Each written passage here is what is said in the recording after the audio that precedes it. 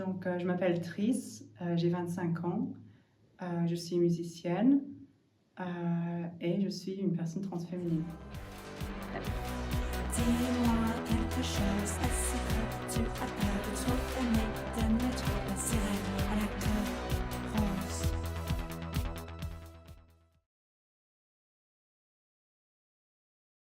Ma vie, qu'elle soit extrêmement banale et ordinaire, est un acte de révolution, malheureusement. Juste par le fait que j'existe, c'est un acte de rébellion en fait parce que je suis une personne trans dans un monde très cis. Elle a un lien avec une histoire de quelque chose qui m'est arrivé quand j'avais 3 ans. La première souvenir que j'ai de porter des vêtements féminins, c'était quand j'avais 3 ans. Et j'ai porté une robe de princesse. C'était la robe de princesse de ma grande sœur. Elle l'avait laissée par terre. Et du coup, moi, je l'ai trouvée un matin. Et je me suis dit, ah, j'ai envie de le mettre. Et du coup, je me suis mis dedans. Je me suis regardée dans le miroir et je me suis trouvée super belle. Et du coup, j'avais envie de partager ça avec quelqu'un. Et du coup, je suis allée réveiller mon père pour lui montrer comment j'étais belle. Et il m'a pas reconnue et je lui ai fait peur parce qu'il pensait qu'il y avait un autre enfant dans la maison. Il a dit qu'il n'a pas reconnu la petite fille. Et il était un peu surpris et ça m'a choquée. Du coup, j'ai pleuré, j'ai enlevé la robe. Et du coup, malheureusement, cette souvenir s'est mal terminé. Et j'ai appris ce jour-là qu'il ne fallait pas que je m'habille d'une certaine manière. Et c'est une des premières souvenirs où très tôt, on m'a appris ce que je devais faire, ce que je ne devais pas faire, parce que j'étais un petit garçon. Donc c'est vraiment là où j'ai commencé à prendre les règles. Je voulais rendre cette souvenir, qui est quand même un souvenir tendre pour moi, je voulais la donner en fin positive. Et du coup, on a trouvé une robe de princesse. Et je trouve que dans la photo, le dernier pose qu'on a fait, celle qui a été choisie, ça donne un air assez fière et assez reposée et assez élégante. Et du coup, je trouve que c'est une belle manière de boucler cette histoire parce qu'il n'y a rien de drôle dans le fait qu'un petit garçon a envie de mettre une robe. Ce n'est pas ridicule. Ça peut être un moment très sympa. J'avais envie de dire au petit moi que tu t'allais bien et tu t'allais être OK. Mais cela n'est profondément pas vrai.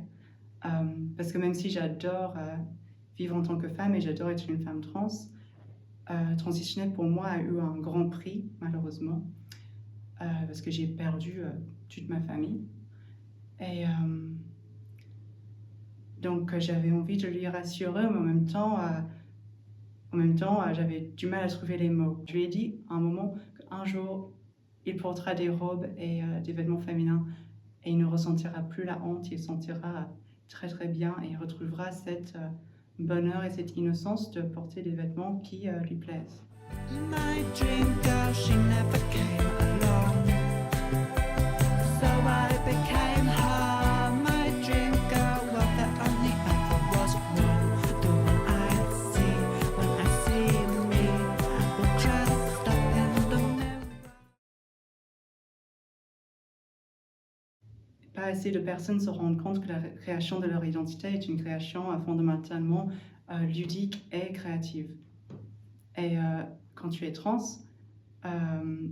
tu dois te construire à partir de zéro, vraiment à partir de zéro. Alors que quand tu es assigné femme ou homme à la naissance, tu as tout un bagage culturel qui est posé sur ta porte à la naissance et qui est renforcé durant le reste de ta vie. Tu dois habiller comme ci, tu dois agir comme ça. Et du coup, tu prends des choses, beaucoup de personnes cis prennent des choses sur eux et les acceptent sans trop demander, ou ils demandent quelle sorte de femme j'ai envie d'être, quelle sorte d'homme j'ai envie d'être. Évidemment, ils se posent cette question-là, mais que dans les barrières, que dans les amis, tu vois. Quelle sorte d'homme j'ai envie de mettre, bah voilà. Mais en fait, quand tu es trans, tu dois concevoir la création de ton identité à partir de zéro. Et tu peux vraiment prendre ce que tu veux et ce que tu veux et laisser ce que tu veux pas dans le boîte créative, ce qu'est la culture. Je suis la co-hôte de la groupe de parole trans dans l'association LGBT de Iskis. qui a lieu une fois par mois, tous les troisièmes dimanches du mois. Et malheureusement, il y a toujours des personnes qui ont beaucoup trop de difficultés avec leur famille, qui ont des familles incompréhensives et parfois abusives. On pense parfois que l'homophobie est quelque chose qui est dans le passé, que la transphobie est quelque chose dans le passé, mais c'est encore extrêmement présent dans plein de familles, y compris la mienne. J'aimerais que tous les parents sachent, les parents qui ont déjà fait des enfants, ou qui songent à faire des enfants, je veux profondément que vous sachiez que votre enfant peut être queer, votre enfant peut être trans, votre enfant peut être gay, bisexuel. C'est une possibilité, ça n'arrive pas qu'aux autres et ce n'est pas une mauvaise chose.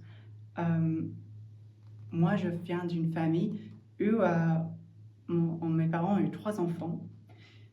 Moi, je suis celle du milieu. Ils ont eu 2 autres filles qui sont hétérosexuelles et cisgenres. Très bien. Beaucoup de personnes sont hétérosexuelles et cisgenres. Pour moi, ça peut paraître un peu, peut-être avoir une grosse tête, mais on est plutôt rares les personnes trans. Je devrais faire une fête quand vous avez un enfant qui est trans, parce que vous avez une licorne, vous avez un enfant rare, et ce n'est pas une cause de peur. Moi, je n'accepte vraiment pas les excuses comme « Oh non, mais j'ai juste peur pour lui, parce que, vous savez, c'est une vie difficile, c'est une vie solitaire. » Moi, mes parents, ils ont dit ça, puis ils m'ont jeté de leur vie, et ils ont rendu ma vie solitaire et difficile. À part ça, moi, j'ai une vie très agréable. J'ai une copine, j'ai un travail, j'ai des amis et j'adore être qui je suis.